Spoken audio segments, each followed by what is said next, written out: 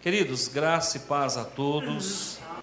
Vamos falar de um personagem muito interessante, Jefté. Talvez você tenha ouvido poucas mensagens sobre a vida desse juiz, Jefté. Juízes 11, de 1 a 10. Muito bem. A palavra de Deus aqui no livro de Juízes fala assim: Era então Jefté, o gileadita, homem valente, porém filho de uma prostituta. Gileade gerara a Jefté. Também a mulher de Gileade lhe deu filhos, os quais, quando já grandes, expulsaram Jefté e lhe disseram: Não herdarás em casa de nosso pai, porque és filho de outra mulher. Então Jefté fugiu da presença de seus irmãos e habitou na terra de Tobi. E homens levianos se ajuntaram com ele e com ele saíam. Passado algum tempo, pelejaram os filhos de Amon contra Israel. Quando pelejavam, foram os anciãos de Gileade buscar Jefté na terra de Tobi. E disseram a Jefté: Vem e sê nosso chefe, para que combatamos contra os filhos de Amon. Porém Jefté disse aos anciãos de Gileade: Porventura não me aborrecestes a mim e não me expulsastes da casa de meu pai? Por que, pois, vindes a mim agora, quando estais em aperto?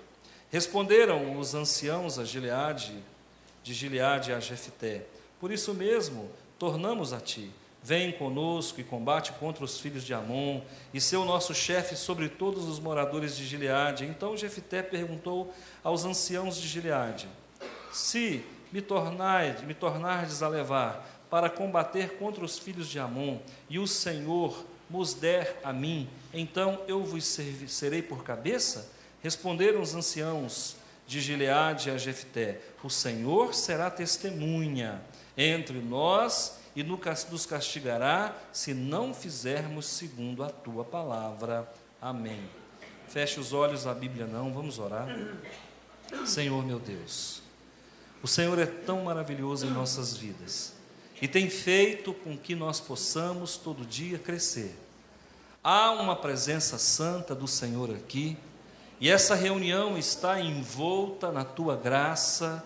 Somos mergulhados e estamos mergulhados dentro do mais profundo amor, porque a igreja, Senhor, é a noiva, é aquela que aguarda pela volta do noivo, Jesus, o nosso Senhor. Existem bênçãos aqui sendo entregues nesta noite. Existe, Senhor, uma esfera de paz, existe um regozijo santo nos nossos corações, e nós desejamos conhecê-lo mais. Obrigado pelas orações que o Senhor responde nesta noite. O volume de orações que tem sido feito nessa igreja tem alcançado as alturas eternais, e o Senhor tem se compadecido desta igreja, desse povo, e o Senhor tem operado milagrosamente em cada coração, em cada família. Meu Deus, quem aqui veio não voltará para casa com as mãos vazias. Pelo contrário, vai levar no seu alforje, vai levar a bênção, vai levar a provisão. O Senhor tem presentes para você nessa noite, e a mão do Altíssimo te envolverá, e o poder do céu descerá sobre a tua casa, sobre a tua família, sobre os teus filhos, e você saltará de alegria, e você glorificará o nome do Senhor. O Senhor é contigo, o Senhor é a tua força, Ele é o teu Deus. Toma posse da palavra, em nome de Jesus, o nosso Senhor. Amém. Glória a Deus, glória a Deus. Eu quero falar do homem que Deus usa. Quero falar desse título quero usar esse título que é tão comum, tão divulgado. Existe até livros, né? O homem que Deus usa. Mas eu quero falar de um homem que Deus usa, tá? Jefté. Período de Juízes. Eu sei que existem muitos acadêmicos de teologia aqui, E eu sei que muita gente poderia dar uma senhora aula sobre a história de Israel. Se tem algo que nos fascina nesse mundo, é a história de Israel. Como é que Deus é expert, Ele é doutor em fabricar, em construir do nada. O nosso Deus, se nós pudéssemos assim, brincar com Ele, nosso Deus não é brinquedo, mas se nós pudéssemos brincar um pouquinho, nós o chamaríamos de o Senhor Nada. Por quê? Porque Ele sempre constrói do nada. Pega um simples homem, ali no meio de uma idolatria, de um paganismo na terra de Ur dos caldeus, e desse homem ele levanta uma nação, que hoje é uma das primeiras nações em poder bélico, em poder econômico, em poder político. Há algum tempo atrás, agora há poucos dias atrás, houve um comentário diplomático feito por algum diplomata do nosso país, quando disseram que a força que o exército de Israel estava usando contra os palestinos era desproporcional. Um dos diplomatas ali de Israel, então, irado, emocionado, se levanta e chama o Brasil de anão diplomático. Isso foi uma celeuma danada, um desentendimento diplomático. Por conta disso, essa pessoa lá em Israel perdeu o seu cargo, mas acabou chamando o Brasil de anão diplomático. Por quê? Porque, na verdade, irmãos, belicamente, economicamente falando, Israel está há anos-luz do Brasil em desenvolvimento armamentista e está há anos-luz do Brasil na economia. A economia de Israel é forte. Israel é professor em plantar na areia e colher os frutos mais maravilhosos. Certa feita, conta-se a história de que buscaram um agrônomo de Israel para ele ensinar os brasileiros como colher no Brasil com tanta fartura e com tanta beleza como se colhe em Israel. Ele veio ao Brasil, segundo dizem, e olhando as terras do Brasil, disse: olha, aqui nós não conseguimos plantar nada e colher nada. E aí perguntaram para esse agrônomo por quê? Porque nós só sabemos plantar em terra ruim, e o Brasil é terra de primeira. Mas a verdade, irmãos, é que a história de Israel é linda. E aqui nós temos os primórdios dessa história. As coisas começam por aqui. Que ano nós estamos nessa história que nós acabamos de ler? Aproximadamente 1100 a.C. Aproximadamente, Jefté viveu, ou se não viveu no tempo de Samuel, do profeta Samuel, com certeza viveu no tempo de Eli, o sacerdote Eli. Ainda não havia se instaurado a monarquia dentro dos muros de Jerusalém, daquela região da Cananeia, porque Jerusalém até nem existia ainda, né? O que existia era a terra dos jebuseus, a terra de Sião, mas não havia ainda a monarquia. Então, naquele tempo, um período de 350 anos, Deus levantava juízes toda vez que o povo de Israel pecava. E esse povo, comumente, eles voltavam para Baal, voltavam para os deuses cananeus, voltavam para os sacrifícios de crianças. E aí, quando o povo se corrompia, Deus levantava um juiz. E o último juiz que Deus levanta é o profeta Samuel, que, a bem da verdade, não só foi juiz, como foi sacerdote, como foi profeta. Mas Jefté era uma pessoa comum, da plebe, de uma família aparentemente desassistida, embora o seu pai tivesse patrimônio. Ele era filho de um homem chamado Gileade, e ele era de uma região montanhosa chamada Gileade. Essa região de Gileade é uma das regiões mais lindas de Israel. E ali nessa região montanhosa estava a tribo de Gate, a tribo de Ruben, eles habitavam naquela região, e a tribo de Manassés, um pouco da tribo de Manassés. Então, para vocês entenderem a geografia do lugar, lá nos montes de Gileade, existiam 3 tribos, a citar Gate, Ruben e a tribo de Manassés. Então, era uma região bonita, era uma região pastoril e uma região onde se produzia bálsamos, por isso vem aquela expressão bálsamo de Gileade. Agora, Jefté, ele era filho bastardo, era filho de uma mulher prostituta. Depois o seu pai, criando ele, veio a contrair casamento e teve outros filhos, mas ele trazia sobre si a alcunha de um filho de prostituta. Quem de nós, irmãos, não tem uma história feia na família? Quem de nós não tem uma história de família desestruturada para contar? Se eu perguntar aqui quem teve uma família estruturada, eu vou dizer para vocês que 30%. A maioria aqui vem de um lar problemático ou problematizado. A maioria aqui vai vir de um lar desfacelado, onde falta a figura do pai ou onde falta a figura da mãe. E hoje é muito comum nós encontrarmos esses modelos de famílias monoparentais. O que é uma família monoparental? Uma família monoparental é onde existe apenas o pai ou a mãe. É mono, parente, provedor, somente um, por isso é chamado de monoparental. Então nós vamos encontrar pai sendo pai e mãe, nós vamos encontrar mãe sendo mãe e pai. Isso é o retrato da sociedade pós-moderna, é o mundo em que nós vivemos. Nós vamos encontrar nos dias de hoje também modelos de família chamado família arco-íris. O que é uma família arco-íris? É uma família onde o pai e a mãe são do mesmo sexo, e não adianta nós fugirmos disso não, irmãos. Existem casais homoafetivos, onde ambos são mulheres, ou ambos são homens, e isso é um retrato da sociedade pós-moderna, não tem como fugir disso.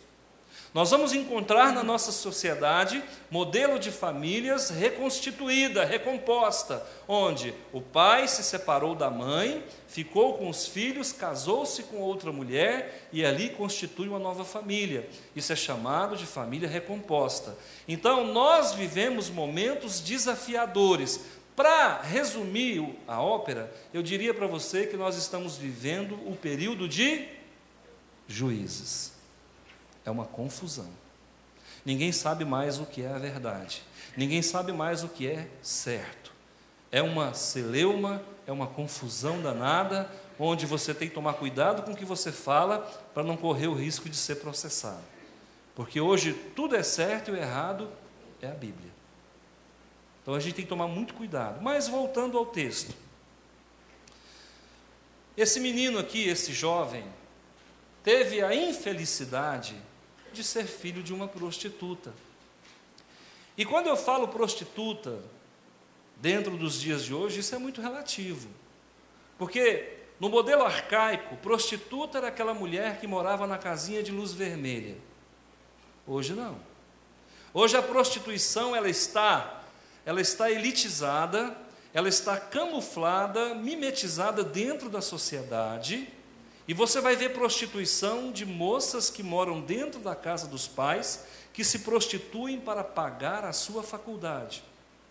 Hoje você vai encontrar pessoas que se casam com outras pessoas, quando aquele outro tem muito dinheiro e a pessoa menos abastada está se prostituindo de uma forma pós-moderna para ter um padrão de vida aceitável. Isso também é prostituição.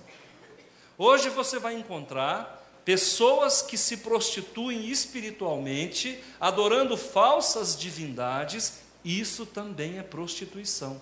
Então, queridos, nós precisamos entender que a nossa sociedade está desfacelada e nós estamos caminhando a passos largos para a grande tribulação. Esse menino não viveu na época pós-moderna, mas viveu no período de Juízes, que é similar ao que nós estamos vivendo. Agora, eu não preciso ler muito para entender essa história. Vamos lá. Jefté era um juiz. Ponto final. Ele era um homem que tinha importância na sociedade. Apesar dessa infelicidade de ter uma família fragmentada, ele era um homem que tinha algumas qualidades. Segundo, foi expulso de casa. Expulso de casa por quem? Pelos irmãos. Não foi o pai que expulsou, foi os irmãos. Terceiro, Jefté tinha direito a uma herança porque ele era primogênito.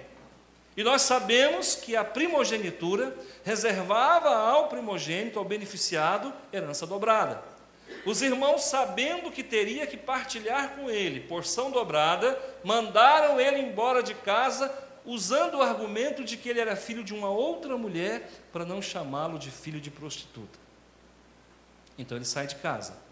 E mais, ele não só saiu de casa, ele saiu do país e foi morar num outro país, correndo o risco de ser assassinado, porque naquela época havia muita rivalidade entre as etnias. E o judeu sempre foi odiado pelas nações vizinhas, sejam elas cananeias, sejam elas árabes, sejam elas persas, enfim, toda a vida esse povo foi odiado. Ele foi expulso de casa, saiu de casa, mudou de país e foi morar com os estrangeiros. Acontece que no que ele sai, tem um ditado que diz: desgraça pouco é bobagem. No que ele sai, ele se junta com pessoas de má fama, revoltado da vida, desprezado pela família, a mãe, viva ou não, só tinha um legado de sofrimento para ele. Ele acaba se juntando com pessoas de má conduta e possivelmente começa a fazer aquilo que não presta. Eu não sei se ele bebia, eu não sei se ele roubava, eu não sei se ele matava, a Bíblia não diz exatamente o que é. Diz apenas que pessoas de má conduta começaram a assediá-lo e a acompanhá-lo. Pois bem, acontece que um certo dia, esse povo vivendo em júdice e o povo vizinho começando a oprimi-los, os amonitas, que eram descendentes de Amon, que ao que tudo indica, se não me falha a memória, eram descendentes de Ló, filho de uma relação incestuosa do mesmo Ló com as suas irmãs, Moabe e Amon. Acontece que os amonitas começam a fazer guerra e a oprimir o povo de Israel, e quando eles viram que precisavam de um líder, eles olharam em toda a Gileade, em toda a nação, não encontrou ninguém que pudesse lhes ser por líder, alguém que tivesse muita coragem, alguém que tivesse uma estratégia de condução do exército, e aí se lembraram daquele que foi expulso de casa. Os anciãos se reuniram, aqueles políticos, possivelmente os prefeitos, se reuniram e falaram: olha, só tem uma pessoa que pode nos ajudar. Quem é? Jefté. E aí juntaram uma comitiva, saíram do seu país e foram exatamente onde ele estava. Aí quando chegou lá, na casa de Jefté, é aquele famoso momento, é a hora da onça beber água, né? Quando foram lá, falaram: mas o que é que vocês querem de mim? Vocês me expulsam da minha casa. Na verdade não foram os anciãos, mas Jefté estava magoado. E quem está magoado, irmão, solta o seu nervosismo em cima de quem estiver mais perto. Vocês me expulsaram da minha casa, disseram que eu era filho de prostituta, abri mão da minha herança, abri mão da minha filiação paternal, me refugiei num país estranho, correndo o risco de ser assassinado a qualquer momento, me juntei com gente de má fama, possivelmente para não morrer. Eu tive que fazer aqui algumas associações, alguns consórcios com gente de má fama para poder manter-me vivo. E agora vocês vêm aqui pedir para mim ajudar vocês? Vocês não têm vergonha na cara de vocês, não? Não, seu Jefté, o senhor desculpa a gente. E aí é aquela humilhaçãozinha básica que todo mundo faz quando precisa de alguém.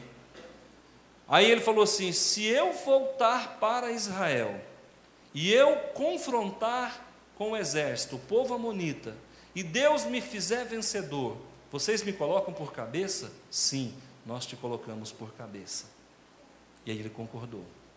A Bíblia diz que ele volta, juntamente com os anciãos, possivelmente com os malfeitores que andavam com ele. Ele volta, e ali ele vai para a guerra, e ali ele se sagra vencedor. E durante 6 anos, grava isso, gente. O bom de ser batista é que a gente, além de ouvir uma palavra de Deus, ainda aprende a Bíblia. Durante 6 anos, Jefté se tornou juiz daquele povo. Eu não quero falar dos deslizes de Jefté, porque esse não é o meu objetivo. Jefté cometeu um deslize gravíssimo, mas eu não vou entrar nisso. Hoje eu quero falar das qualidades de Jefté. Agora eu quero usar a Bíblia para pontuar a nossa pregação, ok? Apenas o versículo 1 é suficiente para nós fazermos aqui a nossa pontuação. Era então Jefté o gileadita, homem valente, filho de uma prostituta. Gileade gerara a Jefté. Sei que muita gente está ouvindo isso aqui pensando, gente, da onde que o pastor vai tirar ponto para essa pregação com um texto tão pequeno? Mas isso aqui, esse versículo, com pouco mais de 10 palavras, fala muito ao meu coração. Então, Jefté gileadita. Pastor, o que Gileade pode significar nesse momento? A palavra Gileade significa monte do testemunho. Repita comigo: monte do testemunho. Lugar alto, lembra que eu falei que era uma região montanhosa? Lugar alto do testemunho. Jefté, ele nasceu em Gileade, e ele incorporou na personalidade, no caráter, no temperamento, na sua individualidade, ele incorporou exatamente isso, a capacidade de testemunhar. E eu não sei quantos aqui, irmãos, conseguem ser, além de filhos, testemunha de Jeová. Além de filhos, porque muitos aí só querem ser testemunhas. Eu quero que você, além de filho, seja testemunha, e além de testemunha de Jeová, seja filho. Quantos aqui conseguem testemunhar o que Deus tem feito na sua vida? E quando eu digo testemunhar, queridos, nem sempre é abrir a boca e falar descontroladamente. Testemunhar com atitudes, testemunhar com comportamento, sendo bom pai, bom esposo, bom filho, boa ovelha, bom líder, um homem que dá um testemunho ilibado numa cidade conturbada como Rio Verde. Rio Verde é conhecido como a cidade polo agroindustrial, polo pecuarista, polo talvez de confecção, polo talvez da venda de automóveis zeros, polo talvez do ensino, tem muitas faculdades em Rio Verde, polo do comércio pujante, polo imobiliário, mas eu pergunto, polo de homens e mulheres que dão testemunho do Deus vivo, é possível? Olha, irmãos, quando a gente fica sabendo que um filho de Deus está vendendo Jesus por qualquer preço, dói o nosso coração. Há dias atrás alguém me disse: pastor, você não sabe quem eu vi saindo do motel. Eu falei: irmão, vamos falar de outra coisa? Eu vi que ia sobrar para mim. Tem coisas que eu não quero ouvir, irmãos. Se for crente da minha igreja, ainda quero. Se for crente da outra igreja, não me diz respeito. O pastor dele é que cuida dele, eu já tenho problema demais por aqui. Eu não sei como você tem testemunhado. Eu não sei qual é a tua conduta na escola. Eu sou professor há 25 anos. Eu não vejo a hora de vencer os 5 para que eu me aposente. E eu vou dizer uma coisa para vocês. Pasmem. Os filhos mais terríveis nas escolas. Deixa para lá. É horrível o testemunho do crente, irmãos. Não todos, por favor. salvo as devidas proporções, não todos. Mas tem crente, irmãos, dá enjoo, dá náusea. Queridos irmãos, o testemunho que as pessoas têm dado não convence ninguém da justiça, do juízo e do pecado. Muitos crentes têm feito uma propaganda mentirosa do Senhor Jesus. Muitos cristãos, irmãos, não têm feito como Jefté: eis-me aqui, Senhor, envia-me a mim. A maioria dos cristãos dos dias de hoje, irmãos, eles querem glamour, eles querem movimento, eles querem, confete, eles querem destaque, e não é isso que a Bíblia nos ensina, porque a palavra de Deus é clara: Jesus cresce e nós simplesmente decrescemos. O nosso papel, irmãos, é viver no anonimato. Não andeis à procura de grandes coisas, nem de coisas grandiosas. Isso acabará mal. De que te adianta ganhar o mundo e perder a salvação? Irmãos, onde tem muito dinheiro tem coisa errada. Onde tem muita fama tem muita licenciosidade. Onde tem muita soberba, irmãos, tem muita ostentação. Por favor, leve uma vida simples. Eu sou de um tempo que as pessoas comiam arroz quentado de manhã porque não tinha pão. Eu sou de um tempo, irmãos, que minha mãe mandava para ir comprar pão, eu ia comprar o pão na venda da esquina. A pobreza era tanta que o vendeiro enrolava o pão numa tira de papel. Nem num saco não era. E menino, vocês sabem como é que é, no meio do caminho caía, rolava com esse pão no chão. Vocês sabem como é que é, as coisas eram difíceis. Eu sou de um tempo que minha mãe fazia marmita, pegava 2 pratos, a pobreza era tão grande. Pegava 2 pratos e fazia um disco voador e colocava arroz com ovo e chuchu dentro. Leva para o teu pai, meu filho, está trabalhando de pedreiro. Andava a cidade inteira, não tinha mototáxi, não.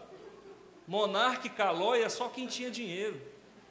Menino andava era a pé. Eu saía lá da Vila Olinda e vinha aqui, na região aqui dos postos, aqui, meu pai trabalhava aqui.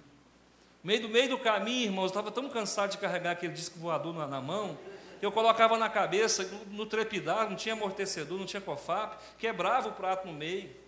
Chegava lá com 2 pedaços de prato e a comida dentro do pano. Essa era a vida que eu vivia.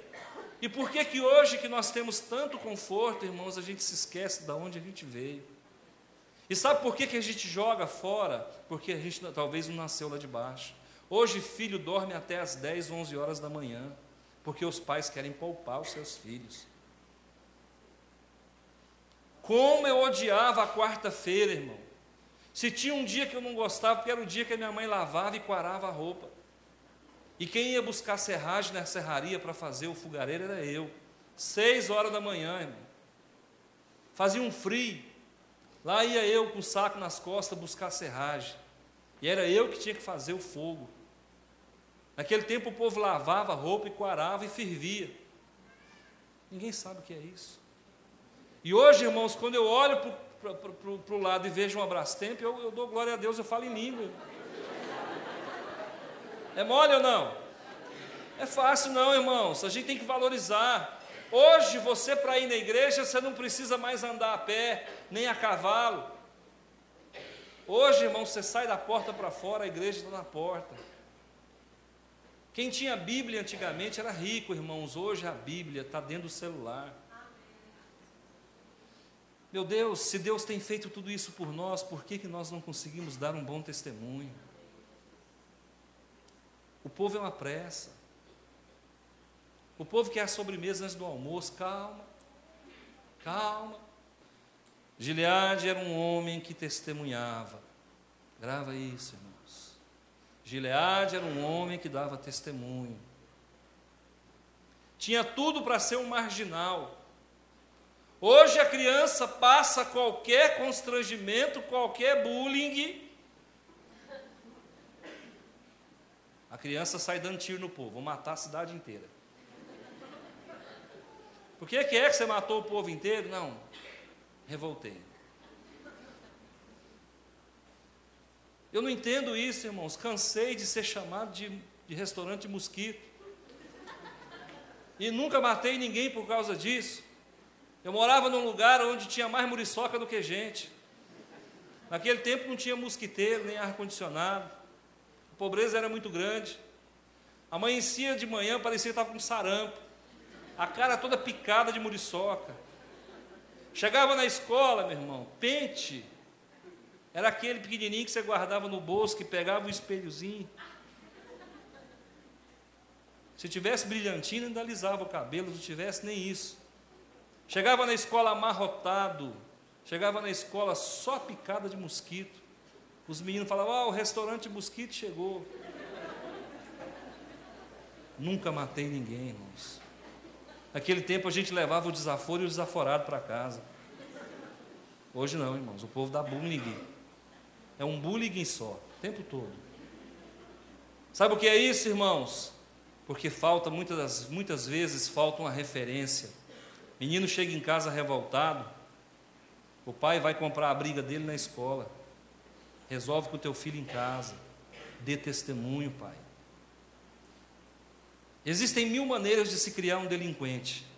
A primeira delas é dando razão para o seu filho sempre. A segunda delas é brigando com seu vizinho por causa do seu filho. A terceira delas é aceitando tudo que seu filho traz para casa e sem saber qual é a procedência. A quarta delas é não colocar limite no teu filho. A quinta delas é não acompanhar o que o teu filho faz no computador. A sexta delas é não saber com quem ele anda. A sétima dela é aceitar ele falar alto com você. E aí, irmão, quando você pensa que não, só vai restar uma pergunta: onde foi que eu errei? Esse Jefté aqui não teve tempo, irmãos, para se magoar com ninguém. Sabe por quê? Porque era um homem que sabia absorver. O bom lutador de boxe, irmãos, não é o que bate muito, é o que sabe apanhar. Isso é chamado resiliência. É a capacidade de absorver os golpes. E quando nós temos Jesus na nossa vida, irmãos, pode bater do outro lado também. Aí sim, irmãos, nós vamos saber perdoar e vamos saber amar. Esse Jefté de Gileade aqui era um homem que testemunhava favoravelmente, humilhado, filho de uma mulher de vida fácil, expulso da sua casa e do seu país. A Bíblia não relata um que fosse atrás dele, não deu deprê no menino, não levaram ele no psicólogo,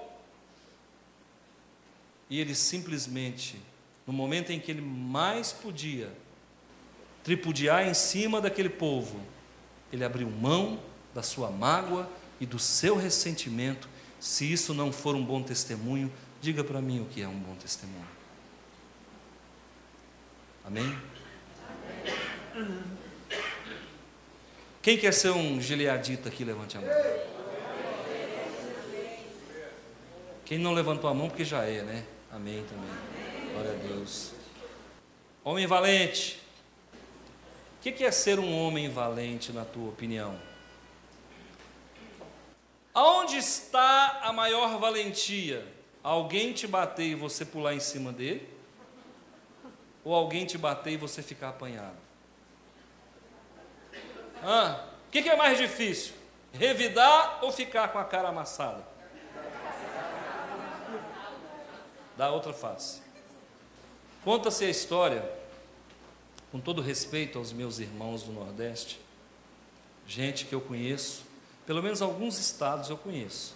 Tive o privilégio de conhecer um pessoal do Rio Grande do Norte, o povo humilde, verdade, humilde assim, na lida, no trato. Tive a felicidade de ir na Bahia. Conta-se a história que um matador no sertão se converteu.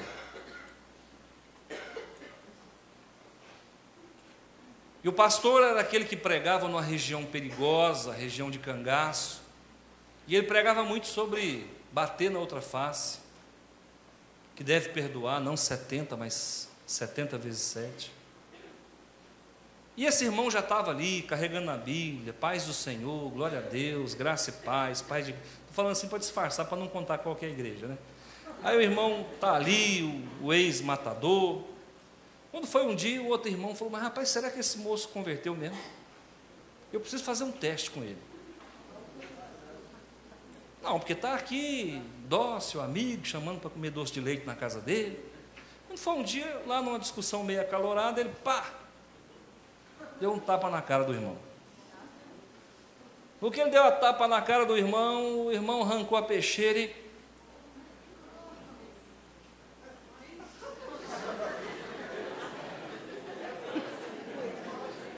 Pega uma 12 polegadas e... Entendeu ou não? Abriu, fez uma cesariana, né? Aí o irmão todo machucado falou, rapaz, mas você não tinha convertido? Ele falou, converti, ué, mas como é que você converteu? Você me meteu a faca. Ah, mas a Bíblia diz que bater e abrir-se-vos-á.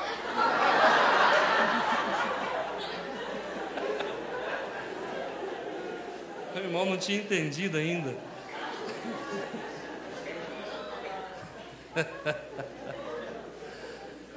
Deu à luz uma cesariana, irmãos. Varão valente não é isso não, irmãos. Valentia não é isso não. Valentia não é saber quem mata mais. Valentia não é saber quem carrega a arma mais potente. Jesus era um homem valente, sim ou não? Sim. Olha, tem que ser muito valente para nascer no sertão onde Jesus nasceu.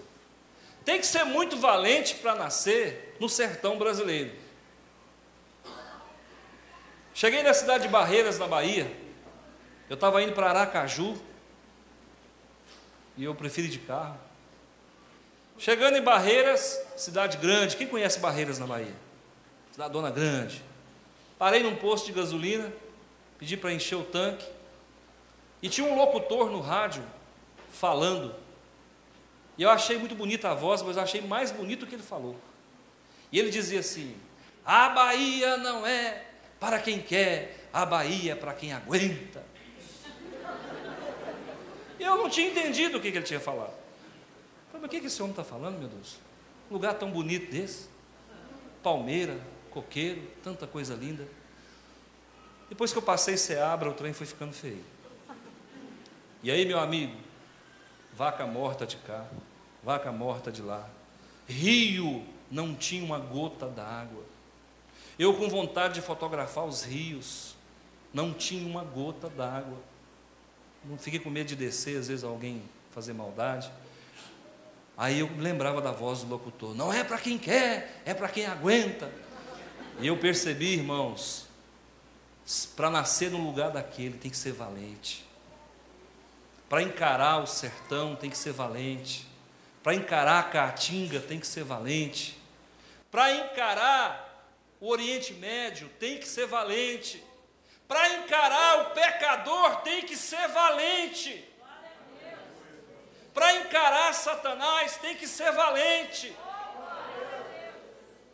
Jesus deu de cara com o maligno no deserto, com fome. E ele não foi levado pelo diabo, não, foi levado pelo Espírito Santo. A prova dos 9 foi 40 dias no deserto. E quando Jesus teve fome, o valente veio ter com o mais valente, que é Jesus. Se tu és o Filho de Deus, transforma as pedras em pães. Se tu és o Filho de Deus, prostra-te aos meus pés. Te darei todos os tesouros desta terra, todos os governos desta terra, arreda de mim, Satanás. Isso é que é valentia, irmãos. Quantos de nós têm dito para Satanás: arreda de mim, Satanás? Ou quantos de nós, quando vem a tentação, pula no colo dela? Oi, leva eu, que eu também quero ir. Valentia, irmãos, é dizer não quando todos dizem sim. Valentia é não se esconder no meio da multidão. Valentia, irmãos, é poder colocar uma Bíblia debaixo do braço e doa quem doer. Eu vou para a casa do Senhor, estar com os irmãos. Valentia é abrir mão de um fantástico desse, de uma emissora podre dessa, e vir para a casa do Senhor e doa quem doer, só voltar depois que receber a bênção. Isso é valentia. Valentia é ser crente num país nominalista como o nosso, que quem é católico nunca foi, quem é crente falta muito. Um país de pessoas que se dizem ser o que não são, hipócritas, falsos profetas. Igrejas cheias de gente mentirosa, que confessa Jesus com o lábio, o coração está longe dele. Gente que acha que carregando uma Bíblia e vindo para a igreja está fazendo muito, quando na verdade não fez nada ainda nem por si mesmo. Ser valente é conseguir ouvir uma palavra dessa e continuar sendo meu amigo. Isso é ser valente. E ainda ter coragem de dizer, eu amo esse homem. Olha, irmãos, Gileade era esse homem. Ele voltou para a terra do povo que desprezou ele. Vocês sabiam que a igreja é o pior exército que existe? A igreja é o único exército que abandona os seus feridos. Quando eu saí da minha primeira igreja de conversão, humilhado, mais ou menos igual esse homem aqui, ó, caluniado, eu poderia estar sendo pastor nessa igreja de conversão. Mas Deus sabe todas as coisas. Eu saí de lá. Não tive condições de absorver, fui um mau lutador, não dei conta de perdoar. E nunca mais quis voltar para lá. Deixei muitos amigos na primeira igreja, foram 12 anos caminhando ali. Quando eu saí dessa igreja, queridos irmãos, eu confesso para vocês que eu não tive condições de ser um homem forte o bastante para poder olhar aqueles que se diziam meus inimigos dentro dos olhos. E optei por fugir. Saí pela porta do fundo. E eu tive que ir para uma outra igreja para apanhar onde o filho chora e a mãe não vê. Porque às vezes Deus nos leva para longe para bater. E quando você vê alguém apanhando de Deus, não entra não que você vai apanhar junto. O nosso Deus é um Deus que usa a vara. Esses dias eu falei para uma irmã, irmã, fulano está apanhando? Tá, pastor, então sai que você vai apanhar também. Brinca não. Não brinca não. E aí fui para uma outra igreja, irmão, aí a surra foi dobrada.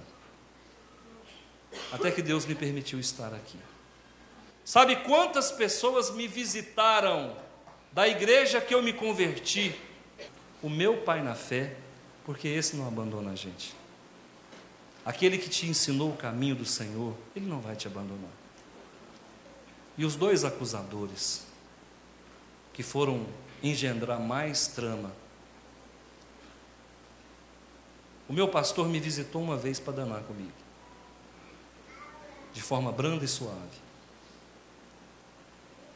Se você, irmão, preste atenção, sair daqui, talvez você tenha a mesma experiência fatídica que eu tive, de talvez receber 1, 2, 3 visitas, e talvez nem isso, porque a igreja é uma igreja que abandona os seus soldados feridos, infelizmente. Nós temos esse defeito. E se você não for valente, você nunca mais pisa numa igreja. É por isso que tem que ser valente. Ser crente não é para quem quer, é para quem aguenta. É muito fácil andar junto com a multidão. O difícil, queridos, é chorar sozinho, sem ter um ombro para encostar em cima. O difícil, irmãos, é estar sozinho no meio da multidão. É quando você não tem com quem contar. E você passa o seu drama em família quando o teu cônjuge não te entende. E às vezes até piora a tua situação. E há momentos que você não pode chorar alto para não incomodar quem está perto, porque quem está perto também não pode saber. E aí falta tudo. E para acabar de curar a obra, às vezes vem uma enfermidade. Porque quando sobra sofrimento, aumenta o estresse. Quando aumenta o estresse, diminui a imunidade. Quando diminui a imunidade, vem o câncer, vem a renite, vem as enfermidades crônicas, tentando acabar de te matar. Ser valente é sobreviver a tudo isso. É por isso que o crente, irmãos, não deve ficar na dependência do seu pastor. O crente precisa estar na dependência do Pai. Lá no seu quarto, irmão. Lá no seu quarto, sozinho. Deixa teu cônjuge dormir. Ele não gosta de orar mesmo? Deixa ele dormir. Dorme, irmão. Deixa sua mulher orar por você. E você não morreu ainda por causa dela. Porque pelo inimigo ele já tinha te carregado há muito tempo. Mas as orações dessa mulher é que te mantém de pé. Um dia você vai entender isso. Espero que não seja no grande tribunal do trono branco, porque aí você vai chorar de vergonha. Espero que você entenda isso hoje. Ser valente, irmãos, é reconhecer o esforço do teu cônjuge. Ser valente é saber que enquanto você baba na fronha do teu travesseiro, o teu pastor geme por você na casa dele, ou nas madrugadas no monte, ou no estacionamento da igreja. Ser valente, irmãos, é você dizer: pastor, pequei contra Deus e contra a igreja. Senhor, não retira de mim o teu espírito. Isso é ser valente. Jefté era um homem valente. E para finalizar, terceira e última característica desse homem: porém, filho de uma prostituta. É pouco? Então vou dizer mais. Gileade gerara Jefté. A sua mãe era prostituta e ele não tinha pai.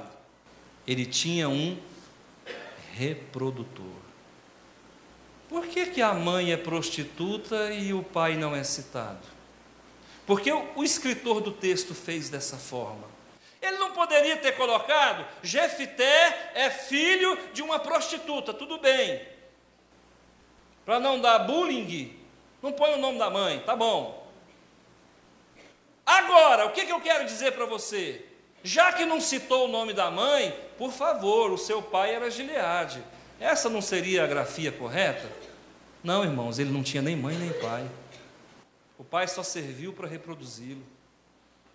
O nosso mundo está cheio disso, de pais que nunca foram pais, de pais que vão colocando o filho no mundo, porque para ele interessa os 15 segundos de prazer.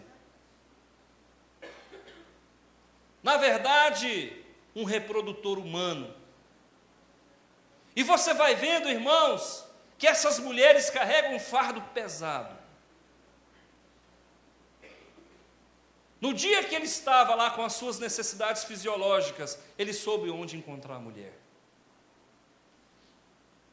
Possivelmente ele pegou esse filho para não ser criado num prostíbulo, mas não cuidou. E pai não é quem gera, pai é quem cuida.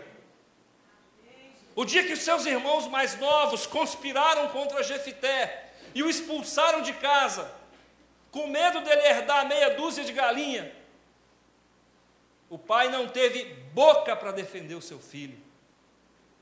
Procura aqui no texto, onde foi que Gileade, o pai de Jefté, defendeu o seu filho? Onde foi?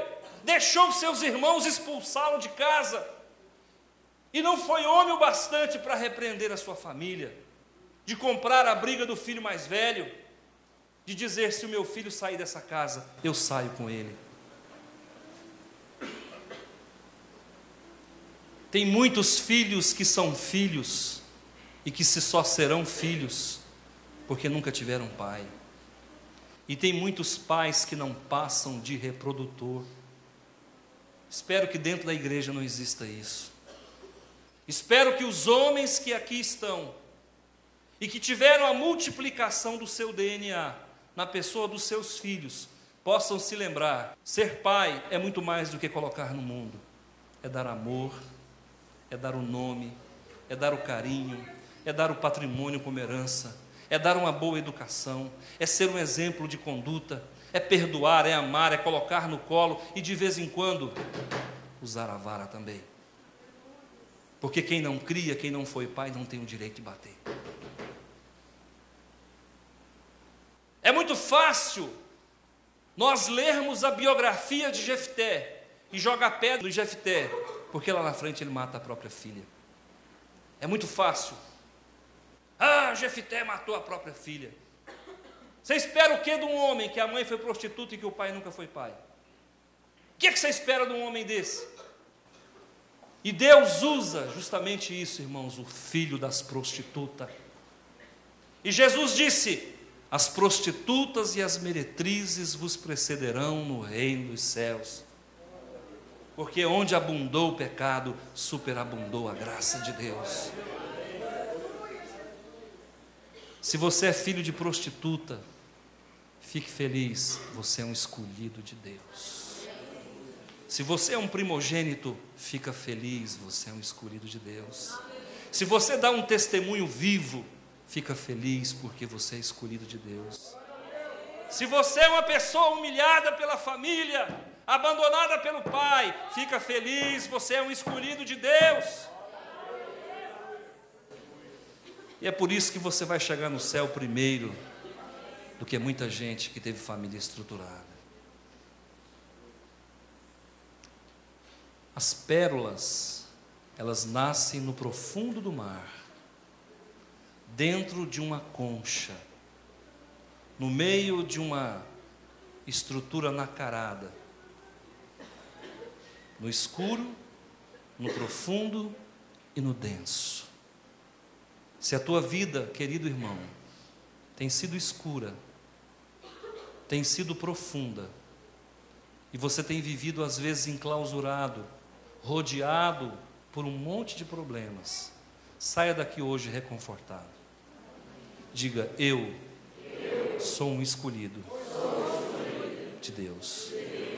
Diga: eu sou um testemunho vivo do amor de Deus. Eu sou um homem valente. Eu sou um filho, apesar de não ter tido pai aqui nessa terra. Amém? Quero orar com você.